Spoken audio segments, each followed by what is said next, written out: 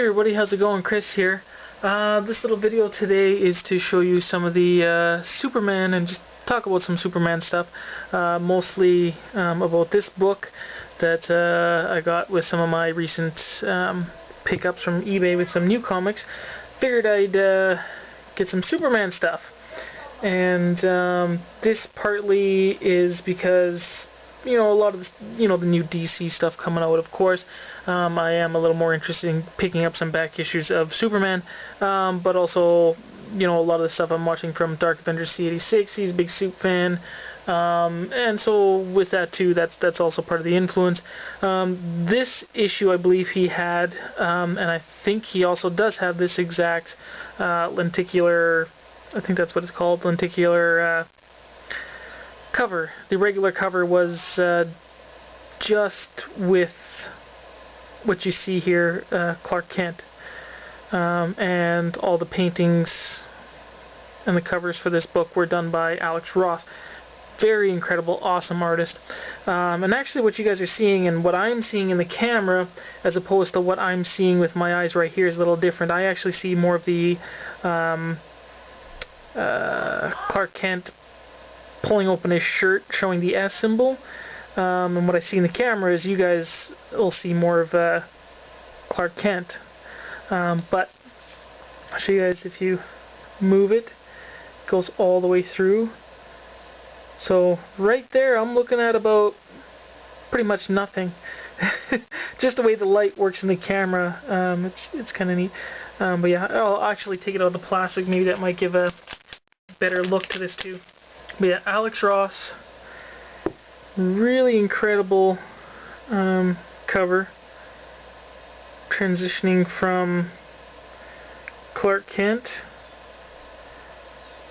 all the way into Superman. So a really cool cover, and it's, it is kind of thick and just this, it's glued on there.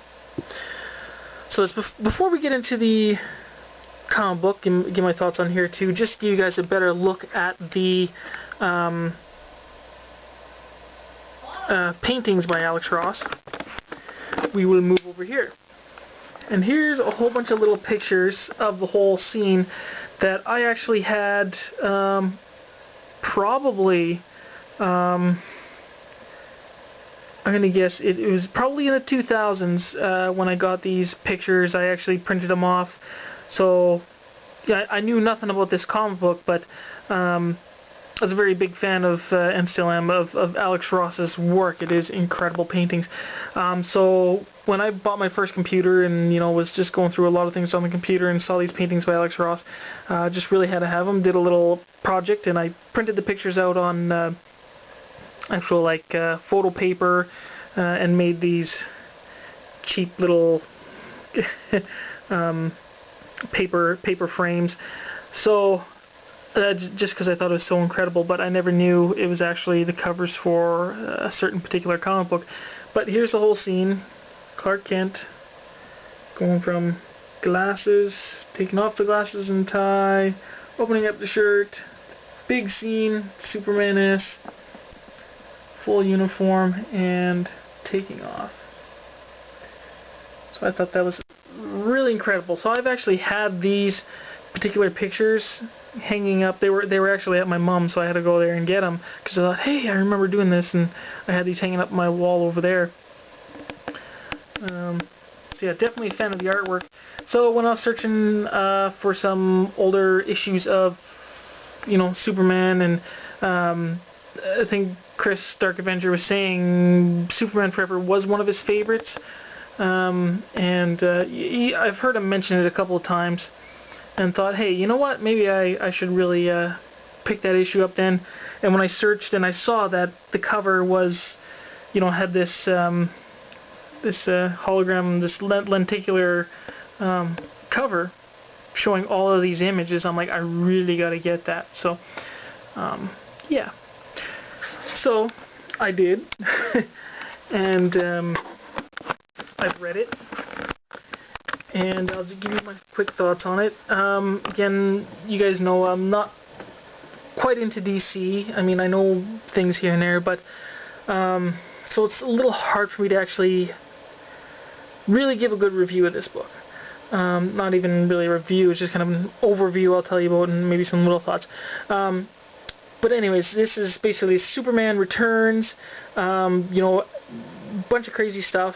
You know, Superman had died, and then he come back, and then there was the Energy Superman, and then the red and blue energy. Some big event with some kind of giants or whatever, and then after that, this is what happens. Superman Forever and the classic original returns. So I thought the idea was pretty cool. Started reading this. Thought it was neat. Thought coming into it was pretty cool.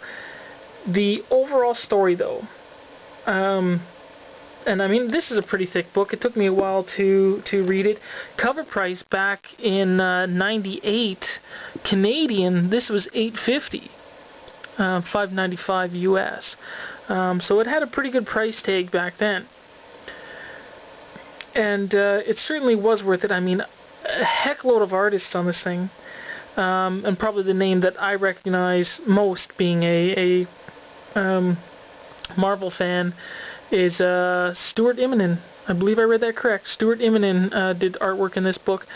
And I think a big Superman artist, Dan Jurgens, I believe. So there's a lot of names in here, and maybe I can show them to you later if this video doesn't go too far. But and they all blend very well because, you know, all the colors are done by the same person, I believe, or in the same fashion. So it all blends well. Anyways, everybody's pencils works well.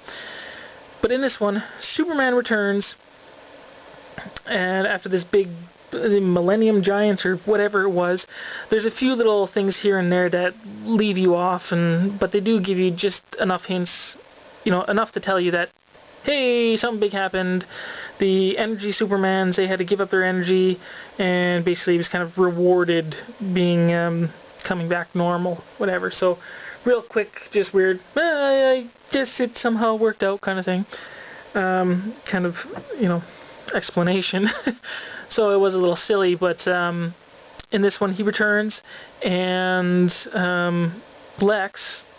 Lex's daughter was kidnapped, which I didn't even know at this point he had a daughter. Gets kidnapped. Lex thinks it's his wife, or ex-wife, whichever it was. Didn't know he was married. And in the end it turns out it was, but there was somebody else that she was using to kidnap the daughter, and it happened to be Bizarro. So this whole thing was searching for Lex's daughter, and I thought not quite the most impressive return that I wanted it to be. It was good. It was a good read, but like I say, Superman Forever, the cover, and when you start reading it, the first, you know, few pages of it, it seems like it might be a little bit more epic than it is. Like I say, even though it's a good story. It's a good story, but yeah, not quite the return that I would have wanted, I guess. Not as big of a return as I wanted, because it's just like, oh, Superman's here. Oh, you're not in your old costume. Oh, that's kind of weird. Oh, let's get on with this. Oh, here's Lois. Hey, Lois, let's go to our room, you know, kind of thing. And it just kind of seems you know, how big this really should have been seems like it was kind of blown off a little bit. Seemed too easy, too light, I think. But again, still a good read though. It was worth it. Now what else? So it ends up being Bizarro who helped Lex's wife kidnap the daughter, but she didn't. The daughter, so Superman eventually saved the daughter, returned her to Lex. But I like that he does tell him, you know, here's your daughter, but if I ever hear you, you know, mistreating her or, you know, steering in the wrong direction, basically I'm coming back for you. He sort of says that. So I'm glad Superman said that at the end. And Lex's ex-wife was just kidnapped her because wanted to basically show Lex that, you know, I could have her anytime that I want, and I kind of got you under my thumb. So yeah, that's about that. Now the other thing I want to talk to you about is, after reading this, and show you a quick change here again. Cool. Keep you guys entertained if you guys are losing focus. After reading this book that Cromda1 gave me, thank you very much again, Dan, I noticed some really cool connections between some movies that I have in my collection, and these two books did influence, and I saw the influences in these books for these two movies.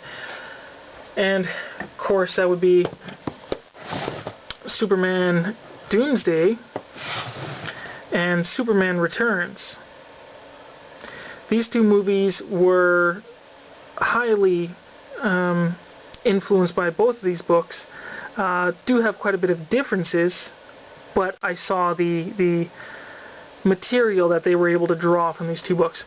Of course, in Superman Doomsday, obviously Doomsday stuff, there was quite a bit of question in the comic book as to where the Doomsday creature came from.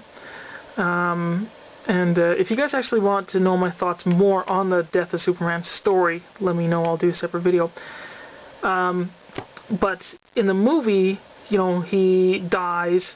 There's things that happen. Lex is unhappy with that and basically was, you know, mad that he wasn't able to be the one to end, you know, Superman basically. And the Doomsday was definitely told to be an alien.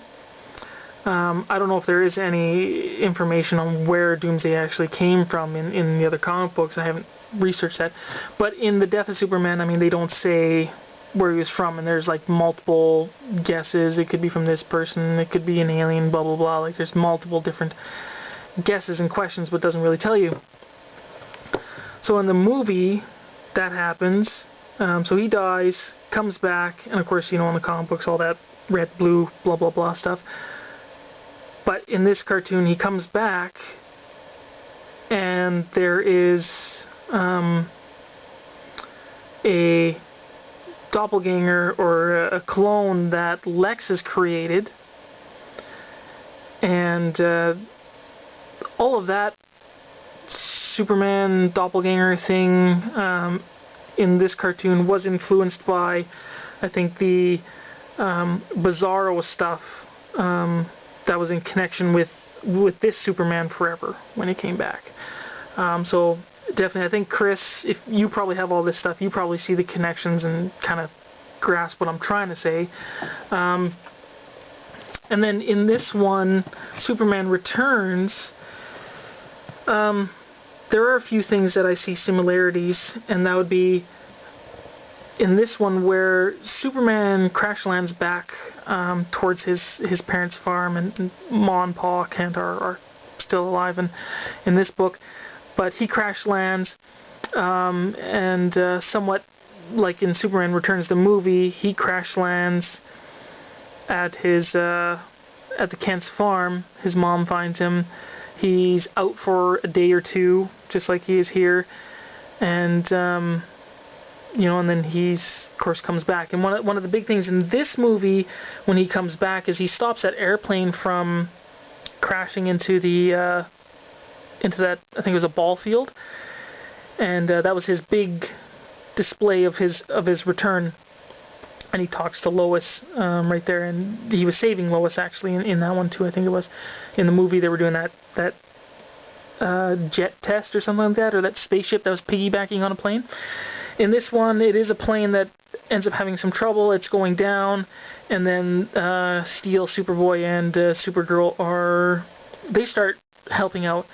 And then what do you call it? Superman comes on the scene, and he ends up stopping the plane, brings it down to Earth, and stops it there, almost in the same fashion as he does in the Superman Returns movie, but it was actually just out on the street. But he catches it by the nose, brings it down, lays it flat down on the street, and so I saw those similarities. There might be a few more, but I can't recall off the top of my head. But yeah, that's what I wanted to show you guys. This video is probably going on a little too long. But yeah, hope you guys found it enjoyable, and I will show you some more of my recent newer comic book pickups right away. Talk to you guys later. Bye.